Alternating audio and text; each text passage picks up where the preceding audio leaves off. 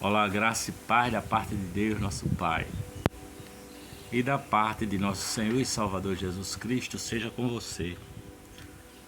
Hoje eu quero meditar com você no Evangelho de Jesus Cristo, na primeira epístola de Paulo aos Tessalonicenses, no capítulo 4, a partir do versículo 13, ele diz: Não quero, porém, irmãos, que sejais ignorantes acerca dos que já dormem, para que não vos entristeçais como os demais que não têm esperança, porque se cremos que Jesus morreu e ressuscitou, assim também os que em Jesus dormem, Deus os tornará a trazer com ele. Dizemos-vos, pois, isto pela palavra do Senhor, que nós, os que ficarmos vivos para a vinda do Senhor, não precederemos os que dormem, porque o mesmo Senhor descerá do céu com alarido, e com a voz de arcanjo e com a trombeta de Deus, e os que morreram em Cristo ressuscitarão primeiro.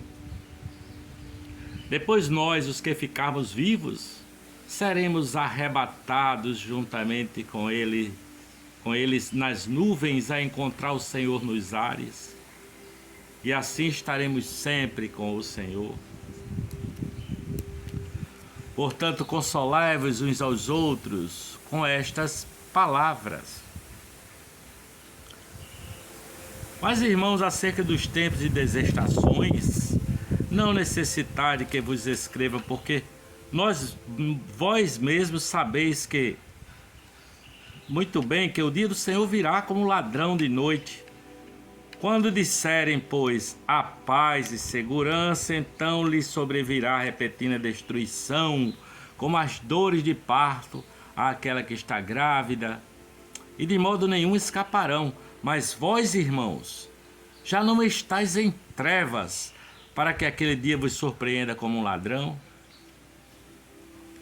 Porque todos vós sois filhos da luz e filhos do dia, nós não somos da noite nem das trevas. Não durmamos, pois, como os demais, mas vigiemos e sejamos sóbrios. Porque os que dormem, dormem de noite, e os que se embebedam-se de noite. Mas nós que somos do dia, sejamos sóbrios, vestindo-nos da couraça da fé e do amor, e tendo por capacete a esperança da salvação. Porque Deus não nos destinou para a ira, mas para a aquisição da salvação por nosso Senhor Jesus Cristo, que morreu por nós, para que, quer vigiemos, quer durmamos, vivamos juntamente com Ele. Pelo que exortai-vos uns aos outros, edificai-vos uns aos outros, como também o fazeis, e rogamo-vos, irmãos, que reconheçais os que entre vós trabalho, que presidem sobre vós no Senhor e vos admoestam, e que os tenhais em grande estima e amor por causa da sua obra, tende paz entre vós. Rogamo-vos também, irmãos, que admoesteis os desordeiros, consoleis os de pouco ânimo, sustenteis os fracos e sejais pacientes para com todos. Vede que ninguém dê a outrem mal por mal, mas segui sempre o bem, tendo uns para com os outros, tanto uns para com os outros como para com todos. Regozijai-vos sempre, orai sem cessar, em tudo dai graças, porque esta é a vontade de Deus em Cristo Jesus. Não extingais o Espírito, não desprezeis as profecias, examinai tudo, retende o bem, abstende-vos de toda aparência do mal, e o mesmo Deus de paz vos santifique em tudo, e todo o vosso espírito e alma e corpo sejam plenamente conservados, irrepreensíveis, para a vinda de nosso Senhor Jesus Cristo. Fiel é o que vos chama, o qual também o fará. Irmão, orai por nós. Saudai a todos os irmãos com ósculo santo, pelo Senhor vos conjuro, que esta epístola seja lida a todos os santos irmãos. A graça de nosso Senhor Jesus Cristo seja convosco. Amém. Bom, esse texto traz uma grande alegria, uma grande esperança para os nossos corações, não é? Porque nós vivemos tempos difíceis. Nós atravessamos um período em que na Europa, por exemplo, ela já se considera uma Europa pós-cristã. Os ensinamentos de Jesus Cristo já não fazem parte do dia a dia dos europeus, assim como em quase que todo mundo o evangelho está sendo pregado de maneira falsa. Muitas vezes são falsos profetas que vêm com profecias de engano, e muita gente tem pregado um evangelho que é quase que um evangelho coach, né? Coach.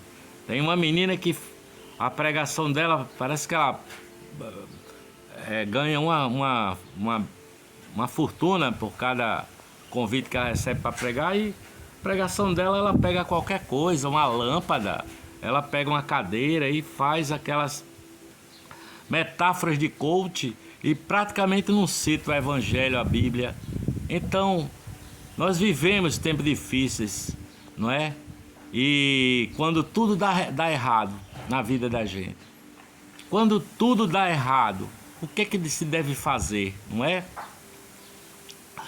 Jó diz assim, olha: alegre-se, ore por tudo, seja grato, tenha um coração grato, viva sem murmuração, sem reclamação, sem autovitimização. Eu conheço pessoas negativas, tem um conhecido meu que sempre que eu encontro ele tem uma palavra negativa para si mesmo. Fui para São Paulo, passei um tempo em São Paulo, mas tudo que eu planejei lá não deu certo, tal, a mulher com quem eu vivia me passou para trás, me mandou embora. Aí, rapaz, o cara se casou com esse discurso porque tudo para mim dá errado, eu não tem jeito para mim, eu não tenho sorte com nada. Então o cara colhe o que ele planta, né? O que ele vive colocando na cabeça. Quando a palavra de Deus diz assim, olha, não seja negativo, antes cuide do seu pensamento, tudo que é bom, tudo que é justo, tudo que é honesto, tudo que é de boa fama, se há algum louvor, se há alguma virtude, nisso pensai, é o que diz a palavra de Deus, não é? Seja essas coisas que ocupem o seu pensamento, palavras positivas. Jesus Cristo disse: no mundo tereis aflições, mas tende bom ânimo, tende bom ânimo. Essa é a palavra de Jesus para nós. Tende bom ânimo porque eu venci o mundo. Então nosso bom ânimo está focado na pessoa de Jesus Cristo de Nazaré. Seja positivo, sabe? Aflições virão para todo mundo, como disse o Senhor, mas existe aquele que tem a consciência de que Deus é em nós, né? Deus é em nós.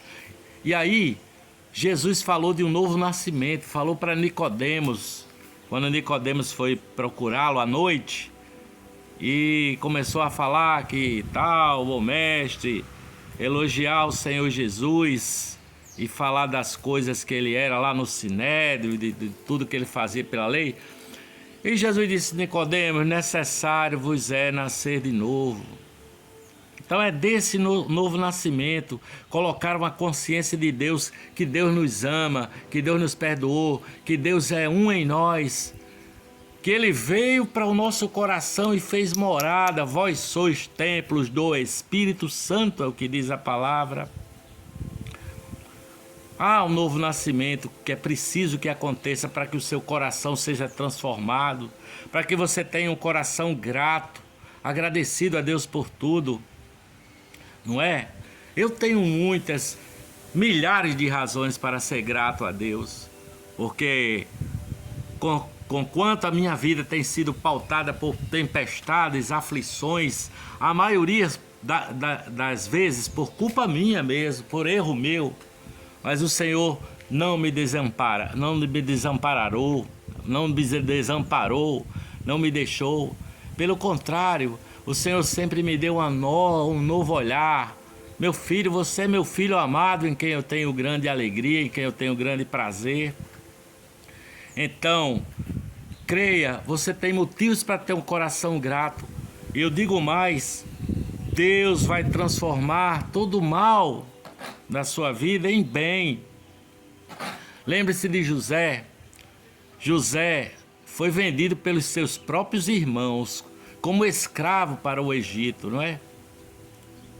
E você imagine assim a vida daquele jovem vendido pelos irmãos. Ele atravessou aflições muito grandes.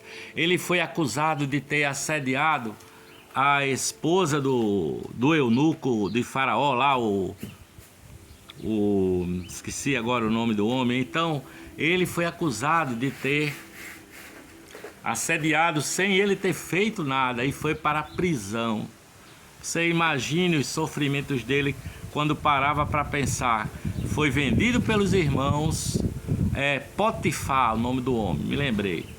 Depois, por causa de uma mentira, uma calúnia da mulher de Potifar, ele foi parar na cadeia, não é? E ele atravessou grandes aflições, José. Mas você sabe o fim da história? O fim da história é que o faraó tem um sonho lá e ele acaba desvendando o sonho do rapaz, do faraó. Ele acaba desvendando, o faraó acaba colocando ele como governador do Egito. E os seus irmãos vêm procurá-lo. Você conhece a história, não? Seus irmãos vão lá porque houve uma grande fome no lugar e a partir das orientações de José no Egito, o Egito ficou com os celeiros cheios de alimento. E quando a fome se deu no mundo, as pessoas iam procurar comprar alimento no Egito. De tal maneira que até os irmãos dele foram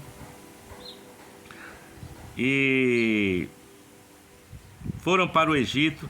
E em algum momento, quando ele se apresenta aos irmãos, que os irmãos temem, porque eles sabiam o mal que tinham feito contra José, e José diz: vocês intentaram o mal contra mim, mas Deus transformou o mal em bem. Deus cuidou para que o mal não ficasse mal, que eu não respondesse mal por mal, mas Ele transformou o mal em bem. Na minha vida eu tenho visto isso acontecer assim muitas vezes, sabe? Essa mudança de um mal em um bem cada vez maior. Isso é o que está acontecendo comigo, sabe?